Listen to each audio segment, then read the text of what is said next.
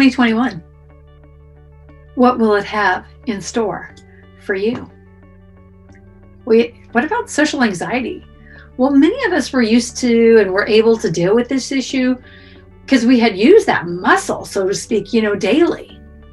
But now with the whole COVID-19 and the lockdowns and the social distancing, will we need to retrain this muscle? I think for many of us, we will need to do exactly this. So what is social anxiety? What can we do about it? And how can we come out the other side of this? This is the most common issue that people come to see me about all the time. I'm Andrea Fowler, and this is AF Mind Hack.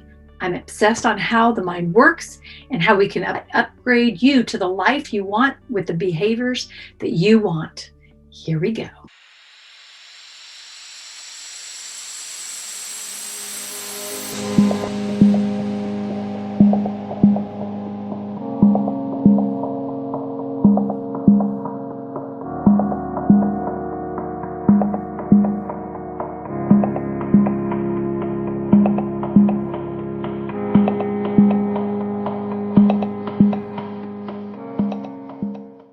Okay, so now what I'd like you to do is hit subscribe, hit the notification bell so that every time I upload a new video, you will be sure to see it first.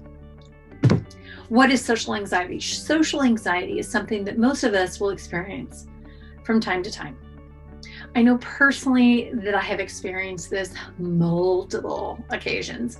Imagine teaching a dance class to high schoolers in a gymnasium. So sometimes social anxiety can be referred to as social phobia. It can manifest as a discomfort around people and a reluctance to engage with others. Sometimes it's related to crowds of people, but I find this can be inaccurate, as many of my clients can have social anxiety at work or even visiting family and friends. It is seldom about the numbers, but about the interaction with the people and the person's thoughts of how others are perceiving them. It can often relate to those we don't know or we don't know that well. It can even be a person in your own family. Just imagine for a moment if when you were visiting this person in your family and when they were talking about other people, they were constantly criticizing these people that they were talking about. So you can see how these people could imagine that the same person is doing the same about them. It can be triggered by any number of situations. It can be meeting someone for the first time, or starting a new conversation at work, school, or even making a phone call. Sometimes this can be so debilitating to people just to do this. And what if their livelihood depended on those phone calls?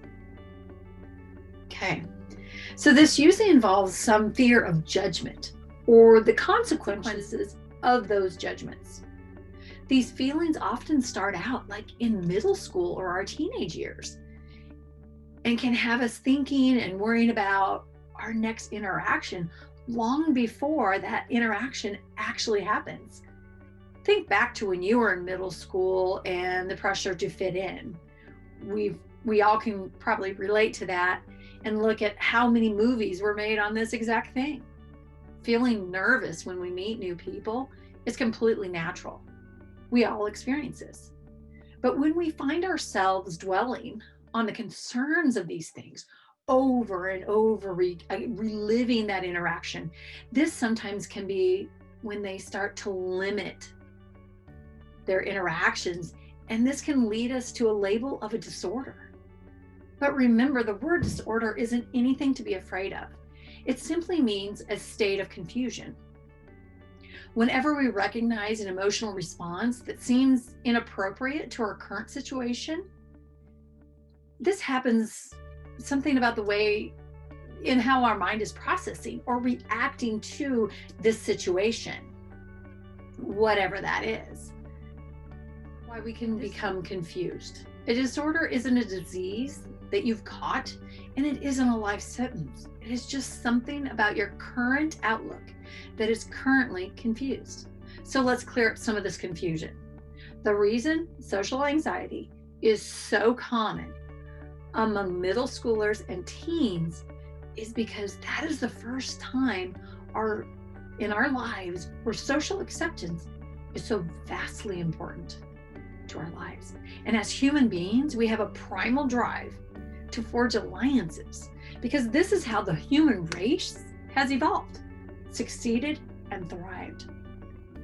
So by forming tribes, and we still do it now, we have strength in those numbers and we increase our survival rate, and it protects us from the attacks. So whenever we come in contact with someone new, there's this feeling of uncertainty that we should feel. Should we form an ally with this person, or should we seek to destroy them? Hopefully your options are not quite so extreme, but you get my meaning. This need to find our tribe is acutely triggered in our younger years as we start to develop our social structure and make friends. Placed in an environment such as a school with a limited number of people and thus a limited number of potential allies. Quite often, if we fail to make strong alliances, we might get bullied by those who have. And it's because we exist within this small group of people and have a limited community. If we don't like any of those around us, we cannot simply walk away and find others. These are the people. These are the only options at this time. So we better fit in. We want to get to the center of the herd, so we're not on the outskirts and getting picked off by them. So this is why we start to look the same, act the same, and we even talk the same. You've noticed that where if you go to a different part of or different region, you'll hear different people talking in a certain way. Down south, the southern drawl. You have Minnesota. Everyone has a different way of talking. And those are in your tribes. Okay? So the other thing is, it's also the reason why we do things that might actually damage us to fit in. Smoking if our friends are, drinking if our friends are. Because getting accepted socially has become more important to ourselves than looking out for our health. Most of us will have had at one time or another experience getting noticed at school for the wrong reason, and that leading to a bad experience. Perhaps we got laughed at, picked on, ridiculed, bullied for something, and the consequences of this is where our mind does that thing of trying to work out what we did wrong. Can we learn a lesson so that we can take the necessary actions to avoid that experience and never repeat it? Oftentimes, there is no easy or subtle answer to that question, but it is extremely important that we find one because these situations are perceived as extremely high stakes for us, maybe even considered life or death. So if we are not careful, our mind might reduce the problem down to its simplest form and put a red flag against interacting with people. Therefore, we even consider or question the prospect of social interaction. Our mind creates a fear response, effectively making that type of experience out of bounds. Nope, not doing that. Ain't going to happen. No more. Not going to do it. That our mind is saying, no, no, no, no, no, no, no, no, no. And we don't want to do that. These days, we are bombarded with all sorts of ways to interact virtually. So there are all kinds of different platforms in which we could potentially have a negative experience as a result of that interaction. And eventually, we're going to have to go to face-to-face contact again, which may lead to more anxiety, since we have not done this for some almost a whole year. So what we can end up with is an inappropriate, high anxiety response to the prospects of communicating with others, also known as social anxiety. Now, I refer to this response as inappropriately high for a good reason. When we recognize that when we are feeling nervous about meeting new people, It is perfectly normal. After all, we all want to make a good impression on people, and it's nice to be liked rather than disliked. So our mind bringing to our attention and focusing us on the task at hand is entirely appropriate. However, this becomes an issue when our nerves become extreme to the point of being debilitating. Thinking back to that gymnasium full of high schoolers, right? Okay. When our mind becomes fear, it triggers our focus not to do well with the interaction, but to remove us from the situation entirely.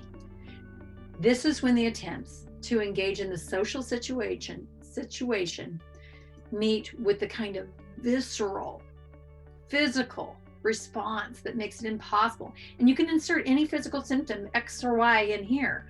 You know the ones: the heart racing, the palms sweating, the shortness of breath, the chest pains, diarrhea. All you just put the greatest hits in there and you know what I'm talking about. Our mind knows how to keep us at a good, safe distance from any challenges that it fears we are not quite up to or that will overwhelm us. But when, of course, we start to fear our own responses, the thing that we're most afraid of is our expected anxiety. We start to fear what our minds might make us feel horrible and embarrass ourselves. But that part of our mind that is the appropriate response, because when it originally put the red flags up, red flags, was when we were in a time of our lives and social embarrassment was a matter of life or death. And that panic is an appropriate response to a life and death issue, right? So this is why we can describe our minds not as broken, but confused. Because according to that part of us that knows this is the correct emotional strategy, so to get a different response, it needs to know something different. But what different things? Okay, with that in mind, here are 3 top things to remind yourself. When you start to feel anxious about an upcoming social situation, the stakes aren't quite as high as you currently think. You might think or feel that your survival is dependent on this encounter.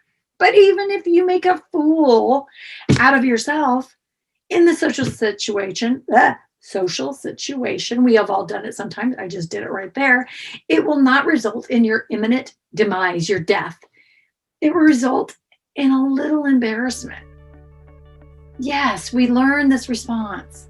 Getting embarrassed in front of our peers, in front of our limited circle, a circle that probably contained both friends and enemies. It was catastrophic or traumatizing experience, and it definitely was something to be avoided at all costs. However, if we have learned one thing, is that life goes on, and while being embarrassed feels bad, it is never actually fatal. So it is never as bad as we remember. The younger version of us was extremely vulnerable to the opinions of others, and these days we don't have to be. We don't have to care about the opinion. I think we've all heard this before. Other people's opinions of you are none of your business. There, I'm going to say it. You cannot keep everyone happy. That's number 2. The reason we struggle when going into a social situation is because we want to be liked, but we cannot guarantee that we will be. Once the repercussions diminish slightly as we grow beyond those first interactions, the desire to be liked and to be perceived as valuable, that remains. However, the big thing that can help you get to the other side of the social anxiety is to realize it really doesn't matter what people think of me or you. Yes, it is great when people like me, but it's not the end of the world if they don't. Now, we could put a lot of energy and effort into trying to make others like us, like we did when we were in high school or middle school. But the thing is, some will, some won't, and we need to say, so what? Because the thing that makes one person love us or like us will be the thing that makes the next person not like us or even hate us. We cannot make everyone happy. So what is the answer? Well, it probably is to stop trying. You only need to be you. Then the people that naturally gravitate towards you and the people that you spend the most time with will be the people that you like and they will like you for just being you. And you'll probably like them in return. So don't try to impress those that you do not normally click with. There are plenty of other fish in the sea, right?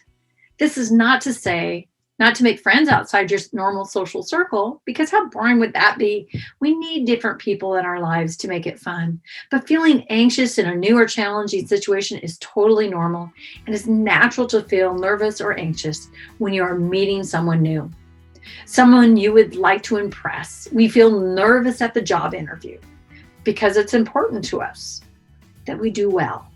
We have butterflies in our stomach on the first date because we want to make a great first impression. We feel anxious when we walk into a room of strangers because we are effectively walking into the unknown.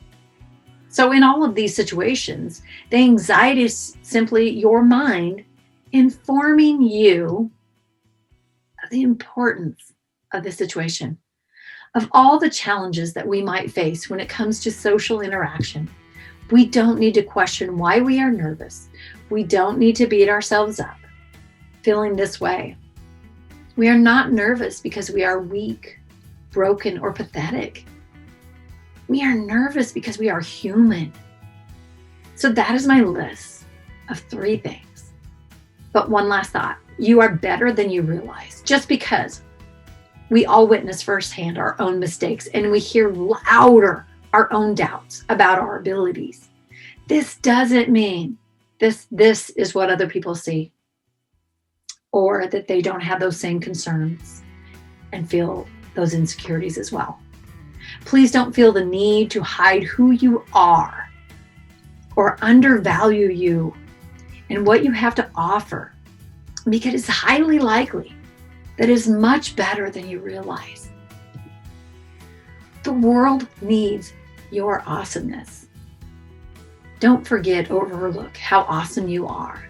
And if you don't feel awesome right now, that's okay too.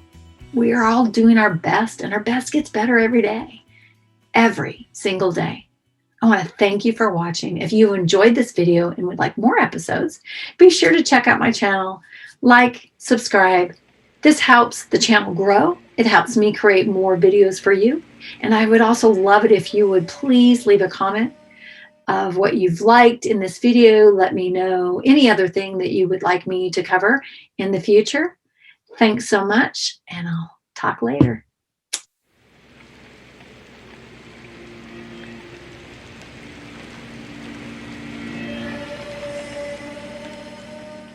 Do do do do do do do do do do.